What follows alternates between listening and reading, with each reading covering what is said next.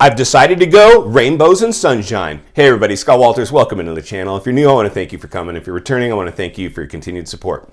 Before we get into today's red hot topic, I'm going to politely ask you to give the video a like, subscribe to the channel, leave me a comment below. I would love to hear from you. Please watch to the end for my final thought. Hit the bell icon so you're notified when new videos are released. It's very important to stay close to the channel in these very tricky times. All right, folks, rainbows and sunshine. Are you ready? Would you like that from me? Would you like me to go rainbows and sunshine? Listen, folks, coming up for air. If anybody has watched this channel before, and if you're new to the channel, I'm a California licensed real estate agent, a real estate owner, a landlord, an investor, giving real talk right here on YouTube as an active agent, actually warning people and sounding the alarm that guess what, folks? We are in the biggest real estate bubble ever recorded in world history, in the midst of a global health pandemic where other economies are falling apart, crumbling, and having huge economic pain. Yet I still get met with a lot of opposition, especially within my own field of real estate. Other agents want to continue to challenge me and tell me, why are you warning people right now? We should be closing. Always be closing, right? As a trained salesman, knowing the psychology of sales, the psychology of people, that is absolutely right, folks. Most salespeople are always close. And again, that's what I love being a real estate agent. I always say I do it for free, and many times I do. I've helped many of you. I'm here for everybody. But I'm not going to continue to just ignore warning signs when I see them. If I'm gonna warn people, if I have to place people on the sidelines, which I've done a lot of, I'm gonna do it. Having lost a home in the last real estate bubble, it was no fun, folks. I want to protect people. I know one hiccup in your income or the economy can throw you into a tailspin, and you'll be dragging a depreciated asset along for the ride till ultimately you'll have to give it back to the bank. And most real estate agents that I've talked to that have been through real estate cycles, and just so you know, real estate always cycles. There's ups and downs in real estate. Most real estate agents that are seasoned pros absolutely admit and understand what I'm doing. They do. A lot of newer agents don't grab the concept. A lot of newer content creators don't grab the concept because they only know this euphoric market. And when you have returns like we just saw through a pandemic it's just so painfully obvious for me. Of course we had euphoria in the markets. We just injected twice the amount of money in circulation with the money printing machine, which is going to bring us into the topic, is going to stop. They have to stop it. They can't do it anymore. It's a runaway train. It's come off the tracks. They have to stop it. But mainstream media and big government is very careful on how they choose their words or they handle these challenges, because they know that it ultimately could do what this market should have done a long time ago: crash. It's just one of the things we have to be hyper aware of right now, folks. And my job is to protect people. I know I'm a salesman. I enjoyed a lot of work during the pandemic because of the euphoria that was going on in real estate. I'm very appreciative towards that, but I don't rely on commission checks to pay my bills. And even if I did, I am somebody who's very much just concerned about people. I want to protect people. Now listen, folks, most of you that have watched this channel know I'm not telling everybody not to buy right now. I just have certain things I like to see out of buyers if they're buying in the biggest real estate bubble ever recorded in world history, and that is no minimum amounts down. Check the property's rent range just for kicks and giggles, and make sure you put enough money down that your mortgage payment is in or around the property's rent range. That way, in this wild economy that we're living in, if something goes sideways and there's a hiccup in your income or the economy, you can always jump out of the property, stick a renter in there until you figure things out and get back on your feet. You don't have to lose your home the way I did in the last real estate bubble. And I'm going to continue to provide that narrative. I'm going to continue to sound that alarm. I'm going to continue to ring that bell on this channel. And I don't care whose feelings I hurt. I don't care which other agents don't agree with me. I don't care. You guys come first.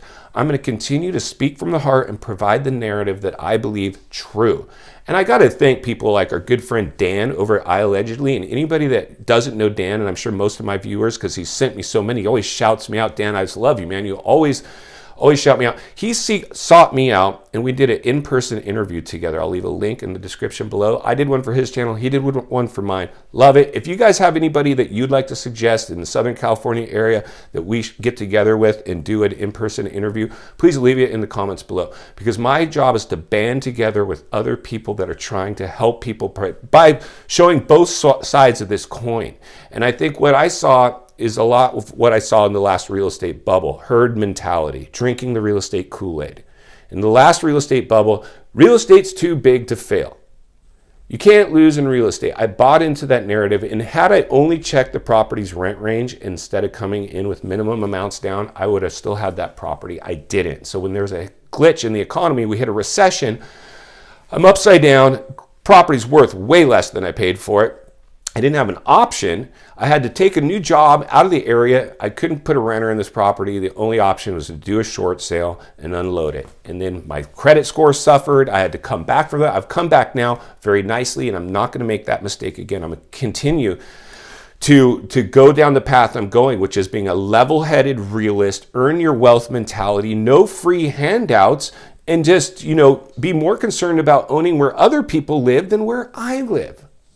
And now I absolutely love the efficiency of my life. I love the life that I've been afforded. I have free time, which is what we all want. You're not going to get that from being underneath a huge payment in your primary home, where you're stuck to that asset forever, where every weekend you're at a big box store buying a gallon of paint or a new doorknob or a toilet, because it becomes all about the house. You don't have time to focus on investment property because you're too consumed with your property. Forgo your own house temporarily and stack up some rental properties and then retire nicely down the road. Too many people now want to base their insides and other people's outsides based on what we're seeing on TV. Oh, look at them doing this and that, driving this and that, living there. And it's all financed illusion of wealth in a lot of these scenarios. But we feel like if we had that, we would be happy too. Then we obtain that through financing. We find out it didn't fix the problem. We still have the same issues we had before, but now we have a bunch of debt we're servicing, and we're tied to those assets, handicapped and paralyzed by it. That's what happens out there. I hope you understand that. So in final thoughts, folks, I won't go rainbows and sunshine. It's not going to happen. And right now, the Federal Reserve has announced their interest rate hikes coming next year. It's going to take a bite out of this economy. We're already teetering on a knife's edge, one trending headline away from one of the markets failing. We're already seeing a lot of instability in the stock market. The stock market's at greatest risk of crashing right now, but we never know what's coming. We're seeing China and Evergrande entering into bankruptcy. They're already entering a recession. Their housing market is failing. They're the second biggest economy to us here in the US of A. And so we have to pay attention to that, because we're already seeing other real estate companies like Zillow, Redfin, Opendoor, their stocks, even when the stock market rallies, their stocks don't. They're in the tank. People are on the sidelines. A cool down has taken effect. All those bubblegum and real estate channels, their views are dying off because they're probably going to jump on board and try to become a realist, but it'll be too late because their credibility is damaged, because you can't flip-flop. If you tell me the real estate market's not going to crash, great. Don't use clickbait to try to get me inside your video saying it will, and then once I get in, you tell me why it won't.